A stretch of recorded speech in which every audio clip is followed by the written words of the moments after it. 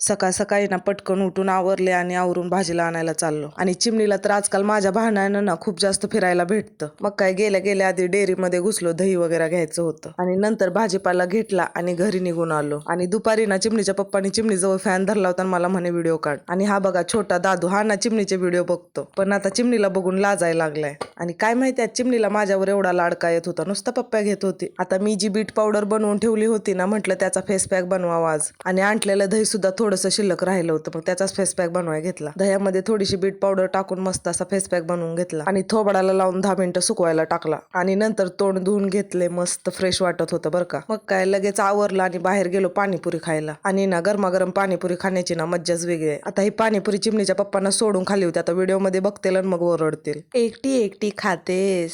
इथे संध्याकाळी माझी स्वयंपाकाची घाई उडाली होती आणि ह्या चिमणीच्या पप्पाचं चिमणीचं मध्ये मध्ये चाललं होतं. चिमणीला मिरची चारत होते, पण ह्या चिमणीला तर कांदा खायचा होता, काय पण उचलून खाते.